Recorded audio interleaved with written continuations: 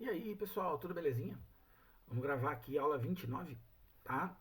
Da frente A, terceirão alfa, e que é uma aula que vai trazer pra gente mais aplicações do princípio fundamental da dinâmica. A gente está vendo isso já faz algumas aulas. Particularmente, essa aqui, ela vai abordar coisas que a gente já conversou, vou até, opa, passei demais, passar uns slides aqui para vocês, que a gente vai só retomar isso aqui. Então lembra, né? Princípio fundamental da dinâmica, a gente começa desenhando forças que atuam no nosso sistema, então a gente marca todas as forças que a gente vai ter no sistema, e aí a gente tem que se preocupar se o nosso movimento é retilíneo ou se ele é circular. Se o movimento for retilíneo, uniforme, a resultante vale zero. Se for acelerado, a resultante aponta na mesma direção do movimento. Se for retardado, a resultante aponta na direção oposta ao movimento. E aí toma cuidado, a gente põe módulo da aceleração aqui. Hoje a gente vai discutir uma série de questões que tem prioritariamente movimento circular. Aqui eu abordei se o movimento for circular e uniforme. A gente vai ter exercício que o movimento é circular uniformemente variado. Tem uma questão que vai discutir isso. E a gente vai combinar essas duas coisas daí, tá? Mas se for circular uniforme, a minha resultante, ela seria, eu acrescentei um Czinho em relação aos slides anteriores, uma resultante centrípeta. E essa resultante centrípeta é mv² sobre r, tá? O que a resultante centrípeta faz? Ela puxa o objeto para o centro da curva. É ela responsável por fazer esse cara virar. Como que a gente calcula a resultante centrípeta? Massa vezes a aceleração centrípeta, que é o v² sobre r. Quando o movimento é circular, então, eu preciso me preocupar com uma resultante que é perpendicular à velocidade e que aponta para o centro. Tá? A gente vai focar mais isso aqui nesses exercícios de hoje. Você vai perceber. Eu estou escolhendo fazer uma ordem diferente do que tem na sua apostila. Tá? Fazendo o 4 primeiro. E por que eu estou fazendo a questão 4 primeiro? Porque eu acho ela mais fácil de explicar para você do que fazer a 1, a 2, a 3. Então a gente vai fazendo uma ordem diferente que eu acho que didaticamente fica mais fácil da gente entender. Tá legal? Diz assim, ó. O Globo da Morte se constituiu em uma das maiores atrações circenses. O motorista se movimenta no interior de um enorme globo metálico. Se a massa do conjunto motocicleta-piloto é 150 kg e o raio do globo é R igual a 5 metros, determine a intensidade da força normal aplicada pelo globo no instante em que a moto passa com velocidade de 15 metros por segundo pelo ponto A, depois pelo ponto B e depois pelo ponto C. Repara que a velocidade da moto nos 3 pontos vai ser a mesma, vai ser 15 metros por segundo. Então eu não estou preocupado com o fato do movimento ser acelerado ou retardado, tá? Entre esses pontos aí. Para não desenhar a moto, que seria mais difícil, eu desenhei uma bolinha aqui, ó, representando o conjunto moto e motociclista, tá legal? Então essas bolinhas representam para mim a moto passando por cada um dos pontos, sempre com a mesma velocidade. Se a gente entender a ideia dessa questão, a gente vai conseguir entender a base da dinâmica do movimento circular, que é o que interessa para mim nessa aula aqui, tá? Então vamos lá. Ó. Ele fala o seguinte: quer saber quanto vale a normal quando passa pelo ponto A? Quando a moto passa pelo ponto A, eu vou falar de novo, ó, fiz uma bolinha representando a moto. As forças que atuam sobre ela são o peso vertical para baixo e a força normal para cima. Né? A normal é perpendicular ao apoio. Tá? Então, se o apoio está embaixo, essa normal vai apontar para cima. Essas duas forças são iguais? Não. A gente é tentado a falar que essas duas forças são iguais. A gente cai nisso toda hora. E por que a gente cai nisso? Porque eu estou vendo um desenho estático, né? Essa bolinha aí está parada nesse ponto, olhando para a figura. Mas na verdade ela representa uma moto que está passando por esse ponto com uma certa velocidade. Se ela passa por esse ponto com uma certa velocidade, eu não posso falar que a resultante é nula. E por que não? Porque a trajetória é curva. Ela está passando aqui em uma trajetória curvilínea. Meu movimento é circular. Então elas não podem ser iguais. Ô, professor, mas por que não pode ser igual? Se fosse igual, a resultante seria zero. A resultante só pode ser zero se o corpo está em repouso ou em movimento retilíneo e uniforme. Isso aqui não é movimento retilíneo, é uma curva. Beleza? Então não posso ter resultante zero. Cadê o centro da curva? Tá aqui, ó. É o centro do globo da morte. Então eu preciso ter uma resultante que aponta para este ponto. Uma resultante que aponta para esse centro. Duas forças opostas, resultante tem que fazer a subtração. E eu sei que para o objeto passando em A, a resultante tem que apontar para cima. Ué, para ter uma sobra de força para cima, qual das duas aqui tem que ser maior? A normal ou o peso? A normal, né? Normal para cima tem que ser maior, para sobrar uma resultante para cima. Então eu vou escrever lá, ó. Eu sei que o movimento é circular, eu vou falar que a resultante centrípeta vai ser mv² sobre r. Tá? A resultante centrípeta é mv² sobre r. Como que eu calculo a resultante? Vamos por partes. Por que ficou mv² sobre r e não m vezes a? Por causa do movimento ser circular. Tá? Toda vez que eu trabalho com a componente centrípeta, resultante mv² sobre r. Como que fica a resultante de duas forças opostas? A gente subtrai. A maior menos a menor. Ué, como a maior é a normal, falo de novo, professor, como é que você sabe? Porque o centro está para cima, tem que sobrar força para o centro, senão ele não vai fazer a curva. Normal de A menos peso, vetores opostos eu subtraio, é igual a mv² sobre r. Tranquilinho? E agora, o que a gente vai fazer? A gente vai substituir os valores que a gente conhece, ó. Normal de A menos o peso. Como é que calcula peso? Peso é massa vezes G. Então a massa é 150 vezes o G, que é 10, 1.500. Então, normal menos peso igual massa, 150, vezes velocidade, que é 15 ao quadrado, dividido pelo raio, que vale 5. Beleza? Então, normal menos peso igual a mv² sobre r. Acabou o seu problema.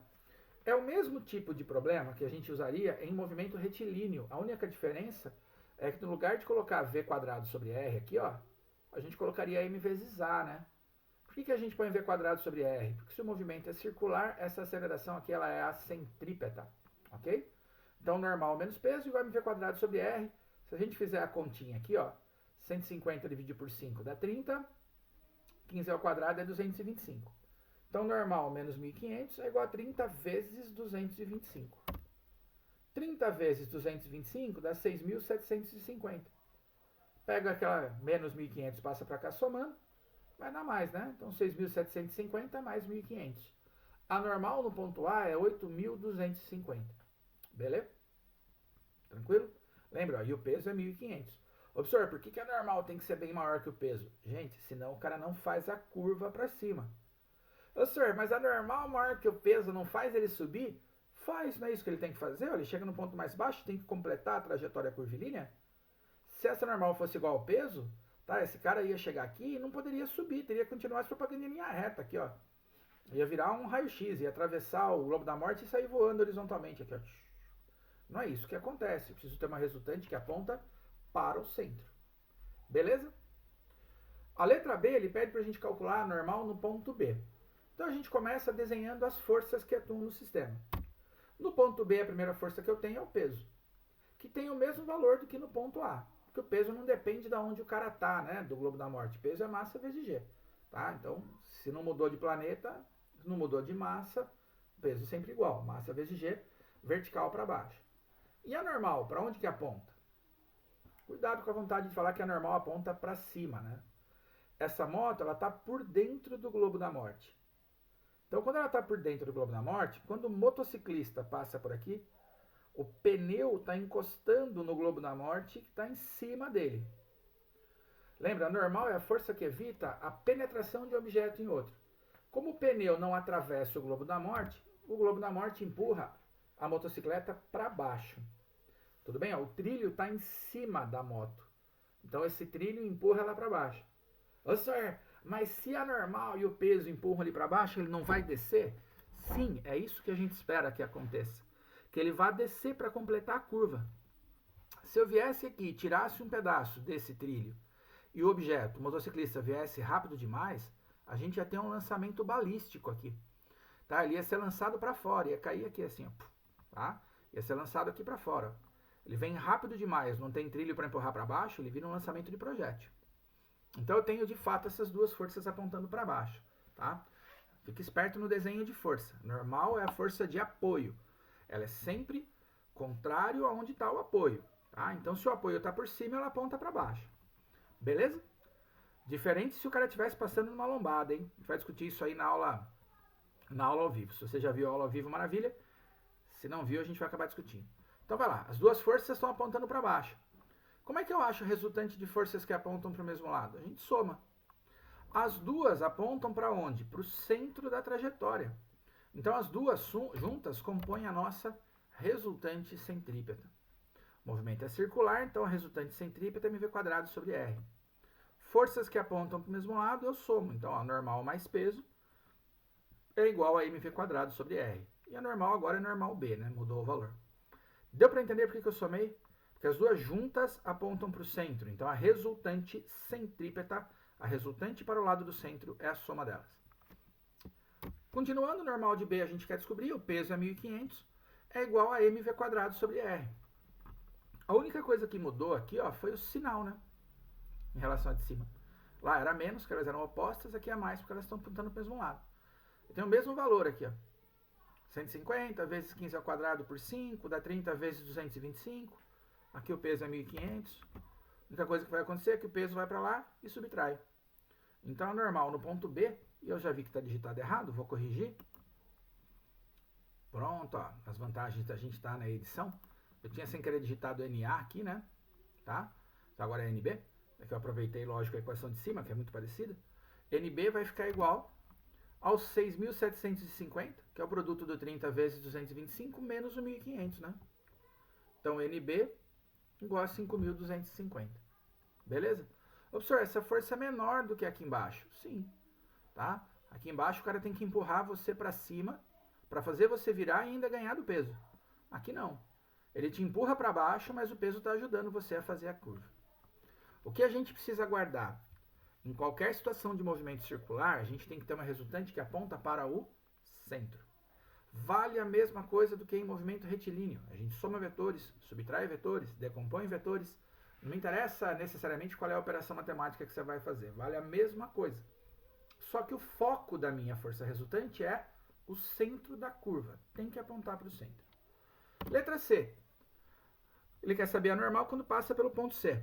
Ó, o peso é vertical para baixo e a normal perpendicular ao apoio. Como o apoio agora está vertical, né? O ponto C está na lateral, a normal vai apontar lá para o centro. Se eu quisesse calcular a resultante inteira do meu sistema, eu faria um Pitágoras. Vale a pena fazer isso? Não. Por quê? Deve ter mais forças atuando na vertical aqui, ó, que eu não estou desenhando. Por exemplo, para essa moto poder subir, eu devo ter atrito do pneu empurrando ela para cima, né? Eu não estou marcando o atrito. Senhor, por que você marcou o peso se você não está marcando o atrito? Só para a gente ter certeza que ele existe, né? Que ele não desapareceu. Mas o peso, nesse caso, se você olhar, ele não é uma força centrípeta. Ele é uma força tangente ao nosso movimento. Ai, senhor, não entendi. Vamos lá. O peso, tá? Ele está na direção tangente à trajetória. Então, caso o peso fosse resultante, ele seria uma resultante tangencial. Uma resultante que alteraria o valor da velocidade. Se fosse uma bolinha que a gente empurrou aqui e vai subir, do jeito que está aqui, ó, o peso atrapalharia o movimento de subida, daria movimento retardado. Eu não tenho peso fazendo isso, porque existem outras forças na tangente que a gente não quer saber. O que me interessa é a resultante para o centro. A única força que eu tenho apontando para o centro, que não é tangente à trajetória, é a normal de C. Então, a resultante centrípeta, mv² sobre r, é a própria normal que a gente vai ter no ponto C. Tá? O peso não é componente centrípeta, o peso é componente tangencial. Então, a normal de C vai ser massa vezes v² sobre r. Ô, senhor, não entendi porque você não fez Pitágoras. Porque o peso não está na direção do centro. Tá? O peso não está apontando para esse ponto. Ó. Nem ele, nem um pedaço dele, né? Porque ele está tangente à trajetória. Por isso que eu não pego ele na composição da resultante centrípeta. NC vai ser mv² sobre r. A gente já fez essa conta, dá 30 vezes 225. É os mesmos 6.750 que apareciam antes. Então, quando a gente tem movimento circular, foca no centro da sua curva. Tá? Olha para o centro da curva. A gente vai fazer essa questão 2 e eu vou tomar a liberdade de simplificar um pouco essa questão. Porque eu acho que não é hora da gente complicar demais ela. Eu vou dar uma lida e você vai entender. Eu vou resolver ela de um jeito que vai ser fácil, acho que de você entender, mas é uma simplificação, tá? Ele fala assim, ó. Um carro parte do repouso e percorre uma pista plana, horizontal, circular, de raio R igual a 150 metros, mantendo uma aceleração escalar constante de 2,5 metros por segundo ao quadrado. Vamos lá, então o carro começou do repouso e vai acelerar. Sabendo-se que a velocidade máxima que o veículo pode alcançar, mantendo essa aceleração escalar de 30 metros por segundo, Determine o coeficiente de atrito entre os pneus e o solo e indique se esse coeficiente de atrito é estático ou cinético. Eu vou resolver essa questão pensando o seguinte, ó. Determine o coeficiente de atrito quando o carro se desloca a 30 metros por segundo com velocidade constante. Tá? Vou falar de novo. É o jeito mais legal de fazer, é o que mais aparece em vestibular e é o que eu quero que você guarde para hoje. Eu quero calcular qual é o coeficiente de atrito entre os pneus e o solo quando o carro se desloca com a velocidade constante de 30 metros por segundo, que é o máximo que pode ter aqui. Tá bom? Então ele atingiu a velocidade limite, quanto vale o coeficiente de atrito. Por que eu estou fazendo isso? Porque aí o movimento fica circular uniforme. Eu estou calculando para a velocidade de 30. Eu estou desprezando a parte em que o movimento foi acelerado. Estou calculando só na velocidade máxima constante, tá bom? Forças que atuam nesse carrinho aqui, ó. Peso normal e a força de atrito estático. Eu desenhei essa força para a direita aqui, tá? Só porque durante esse movimento o carrinho está ao centro à direita dele. Mas tudo isso depende de que lado que ele vai, né? Se ele está andando no sentido horário ou anti-horário, tá? Então, desenhei para a direita aleatório. A ideia é as forças que atuam no carrinho, um peso para baixo, uma normal para cima e uma força de atrito que faz o carro virar, que evita que ele escorregue na pista.